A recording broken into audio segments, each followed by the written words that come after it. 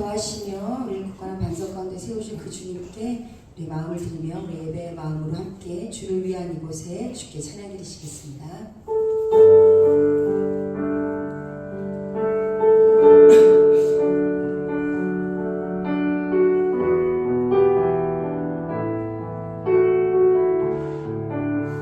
주를 위한 이곳에 주를 위한 이곳에 예배하는 자들 중에 그가 찾는 이 없어 주님께서 슬퍼하시네.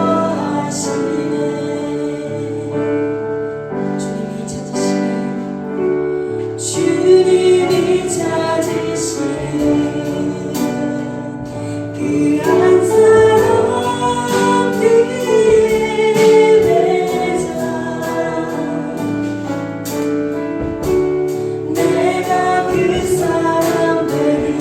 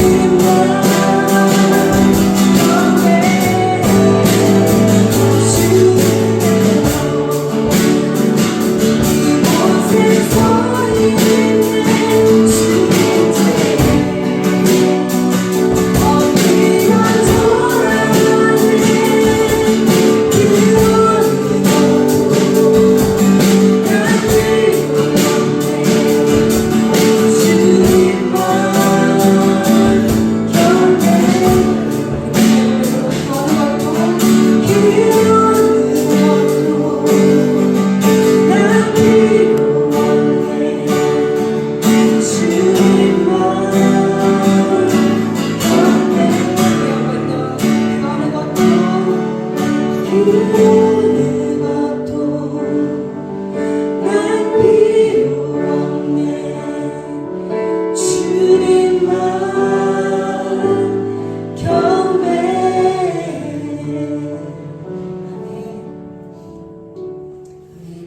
우리 삶의 전부가 되시는 그 주님께 오늘 우리 고백이 우리 믿음의 고백을 올려주기 원합니다. 이 삶은 주님만이 나의 모든 것이 되심을 믿음으로 고백해드리며 주님을 찬양하는 그런 예배 시간을 이렇게 소망합니다. 우리 반석 되신 주님께 나의 반석이신 하나님 우리 기쁨으로 힘차게 찬양 드리시겠습니다.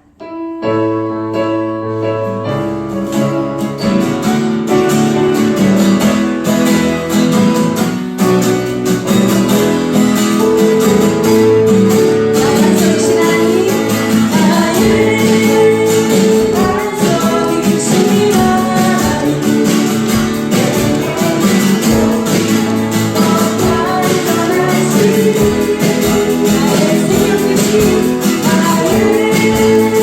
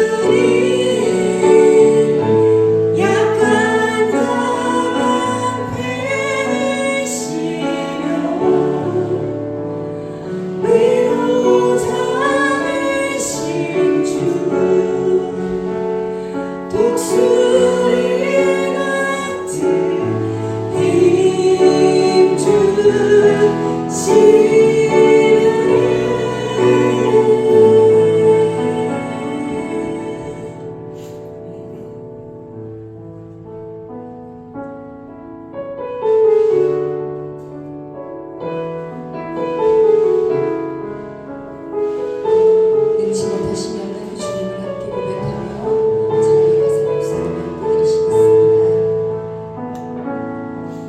전능하신 나의 주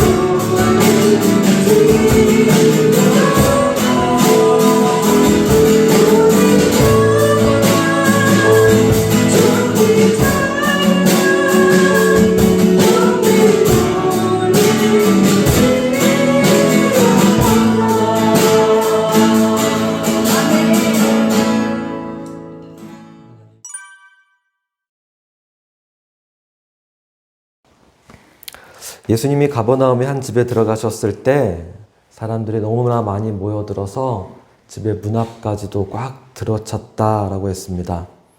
한 중풍병자는 예수님을 만나기 위해서 그 집의 지붕을 뜯어야만 했습니다.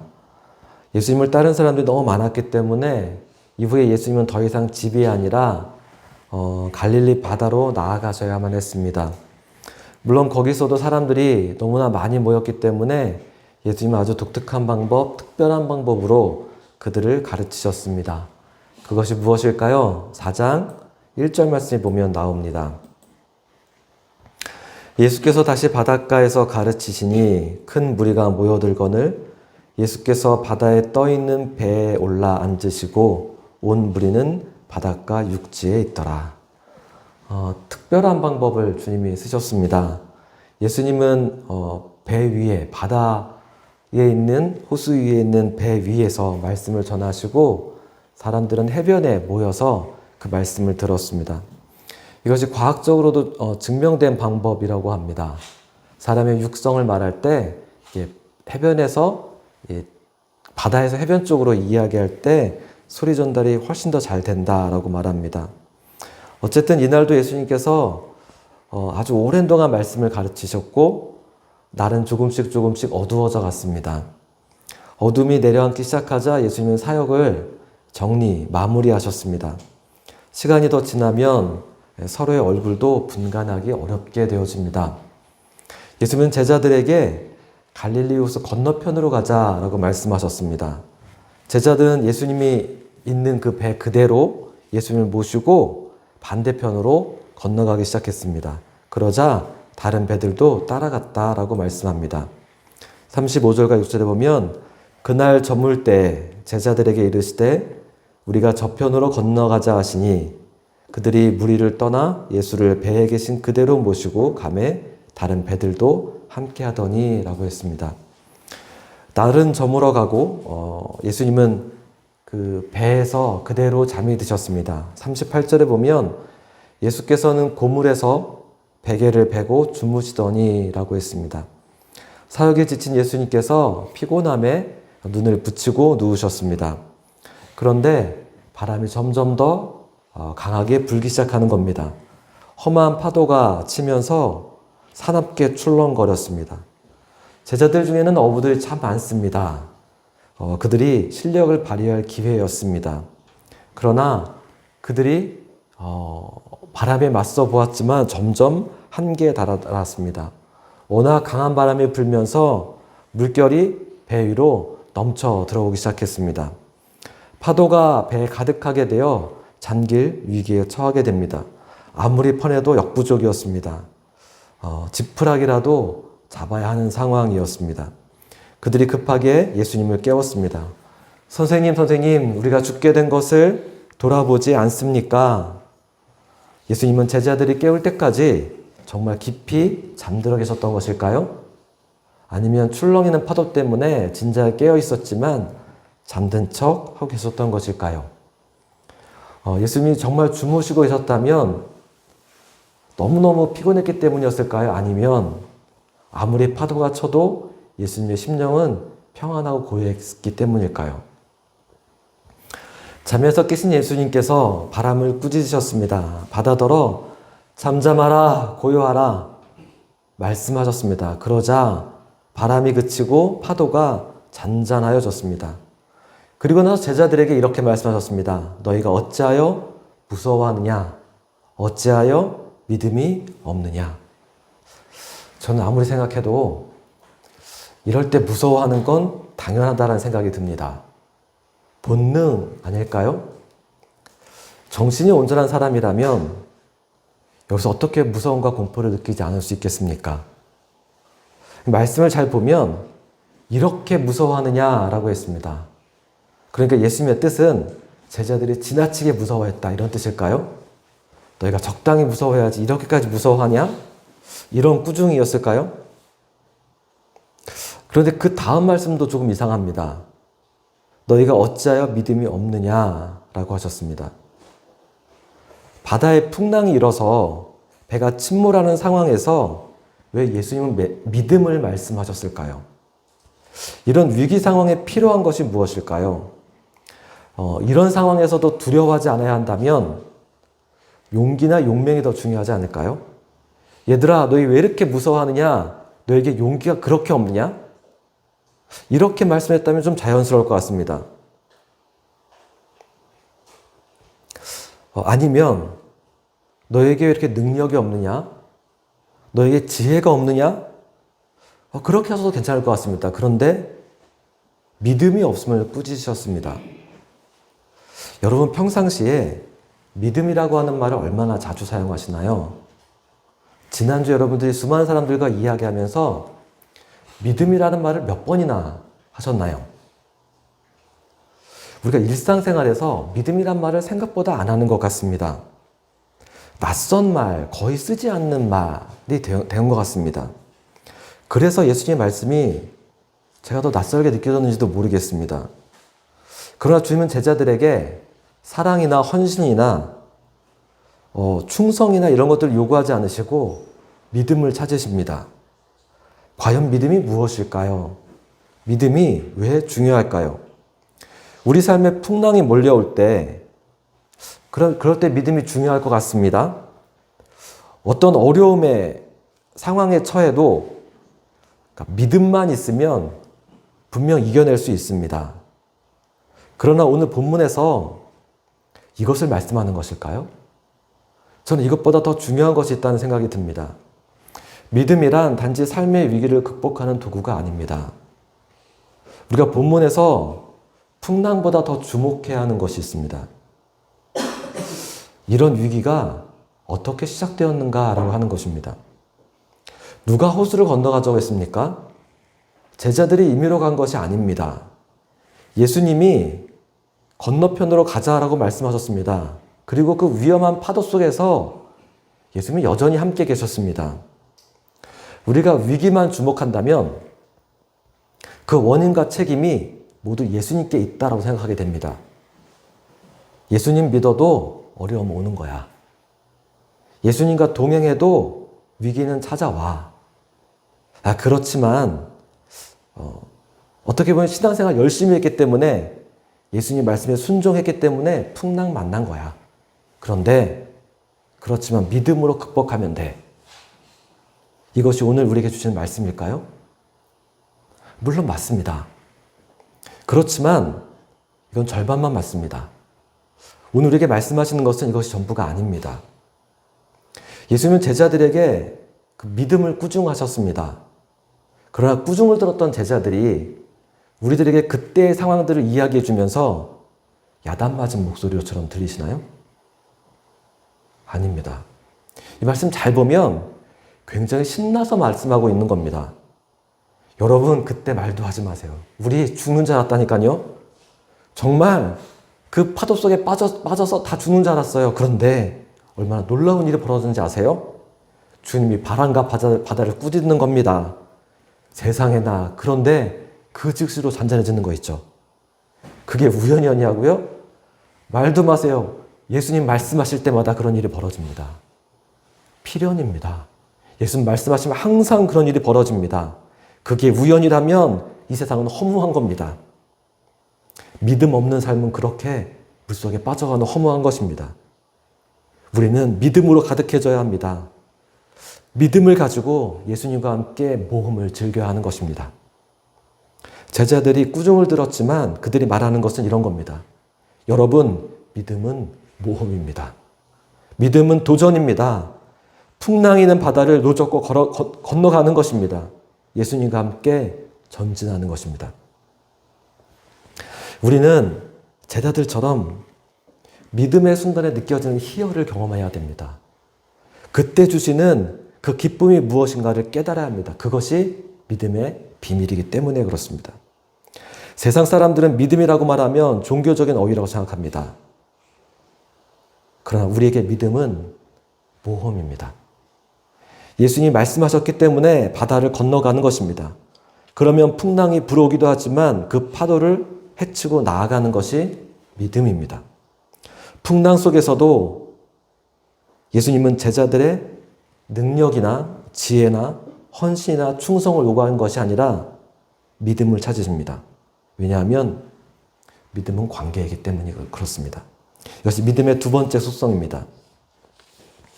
우리에게 소중한 사람이 있는데 그 사람과의 믿음이 깨어진다면 어떨까요? 소중한 친구였는데 어느 날 그 사람에 대한 믿음을 잃어버렸습니다.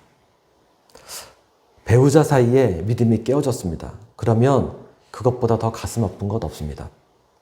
믿음은 언제 말하는 것인가 하면 관계 속에서 말하는 것입니다. 이것이 믿음의 두 번째 속성입니다. 첫 번째 믿음은 모험입니다. 두 번째는 관계입니다. 예수님과 우리는 가장 친한 친구보다, 부부보다 더 가까운 사이입니다. 그런데 믿음이 없다면 어떻게 될까요?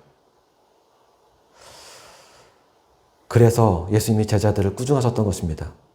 믿음이 없이는 하나님을 기쁘시게 하지 못합니다. 하나님은 우리의 외모를 보시는 것이 아니라, 그것을 기뻐하시는 것이 아니라 우리의 믿음을 기뻐하십니다. 여러분은 지금 예수님과의 관계에서 믿음의 줄이 단단히 이어져 있습니까? 와이파이가 연결되지 못하면 전자기기를 사용할 수 없는 것처럼, 신호가 약하거나 끊어지면 전자기기를 사용할 수 없는 것처럼 예수님과 우리 사이에 믿음이 약해 있으면 역사가 일어나지 않습니다. 예수님이 함께 하시지만 주무시는 것과 똑같습니다. 그러면 바람과 파도는 우리를 집어 삼킬 것입니다. 때문에 우리 믿음을 깨워야 합니다.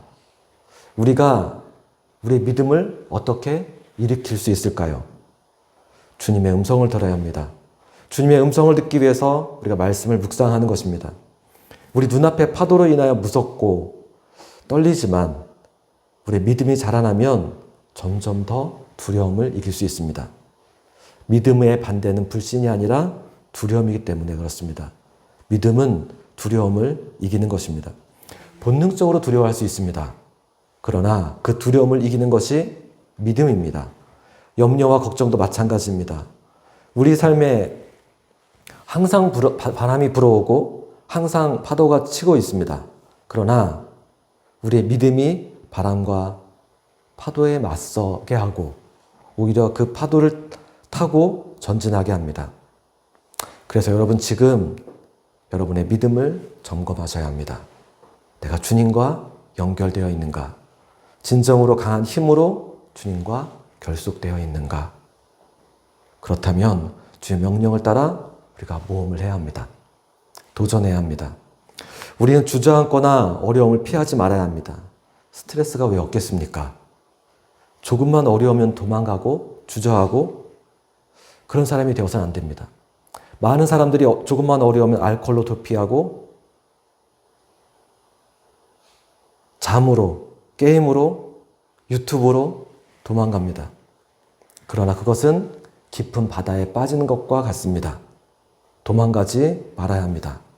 어둠이 밀려오면, 어려움이 오면 우리의 선배들은 항상 이렇게 말했습니다. 지금이 우리의 믿음을 사용할 때입니다. 지금이 우리가 더 깊이 헌신할 때입니다. 그러면 그 모든 어려움이 희열로 바뀝니다. 나를 집어삼키려는 바람이 잔잔해지고 파도가 멈추는 것을 보게 됩니다. 그래서 포기하지 말아야 합니다. 다시 호흡하고 일어나서 부르심을 향해 나아가야 합니다. 믿음으로 우리가 전진해야 합니다. 그런 믿음의 사람들이 다 되기를 원합니다. 같이 기도하시겠습니다.